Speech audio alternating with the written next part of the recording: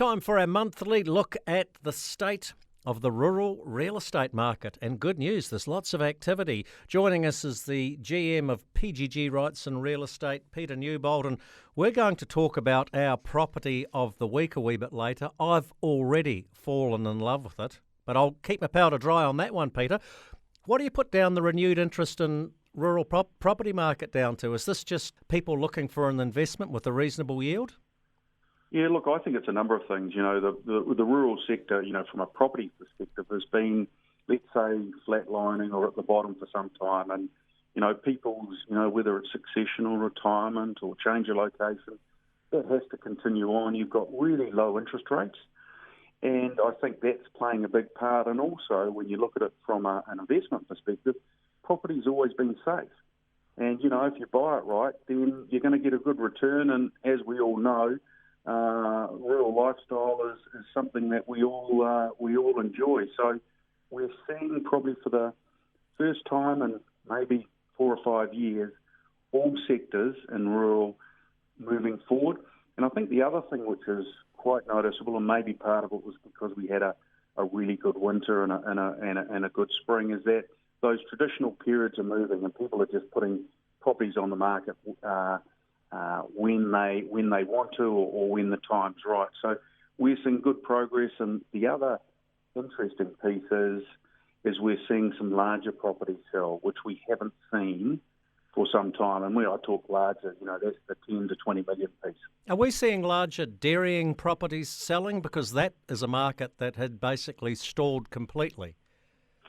Not so much in the large dairy. There's been more, you know, cropping or sheep and beef. But we are seeing some dairies move and some good ones. And that just really comes back to where, you know, the vendor has priced it at a point where the new purchaser coming in, there's some opportunity for him to get what I would call a fair return.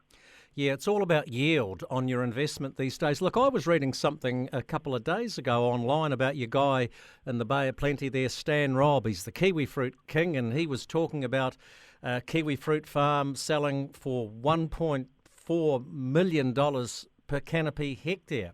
Geez, that's a hell of a lot of money. Yeah, it is. But then when you speak to Stan, you know, the returns they're getting is sort of, you know, anywhere around 15%. So from when you look at it at that point, it stacks up. I was actually up in the Bay of Plenty last week, and it's amazing when you drive off those main roads and you just look at the development that's taken place in and around kiwi fruit and horticulture. It's outstanding. You know, some of these properties I went to, you know, there might be 50 to 100 hectares of kiwi fruit in one block. It's mind-blowing. And just getting back to that lifestyle property market, and Ashley Bloomfield referred to this yesterday, COVID has changed the way we are going to live in the future. People don't want to be cooped up in the middle of a city now. They want to be surrounded by a bit of a greenery. They want a bit of space. They want a wee bit of isolation for future or against future pandemics, and that's what we're finding. Yeah, look, it's really clear at the moment that's taking place. And if you look at the rural sector, which I believe is really strong, and it has a very good future, you sort of have that on one side. You look at the value in the lifestyle areas along, you know, you call it provincial New Zealand. People want space. They don't want to be in those large metropolitan areas. You look at technology we've got today and, you know, the distances to get to an office that you want. People are wanting to move out, and we're seeing it clearly. The problem we've got at the moment, we don't have enough stock, but, you know, that can be a good thing. But, no, we're seeing big change there, and I think, Jamie, that'll continue for some time, and especially with the interest rates we've got. Hey, let's just finish on our property of the week. As I alluded to at the beginning of this yarn, I've fallen in love with it. It's got 2 lakes. It's just west of Hastings. It's got some beautiful horticulture soil, plus some rolling sort of hill country for livestock farming. This place will be an absolute bomb. They'll go nuts on this one. What is it about overlooking water, Peter? Yeah, there's something about it. I think it soothes people. I mean, you know, we're on an island and everyone likes to, you know, enjoy lakes and rivers and the sea. So, you know, this property's got a couple. I think the other unique thing, I think it'll be one of the best listings we've got this year.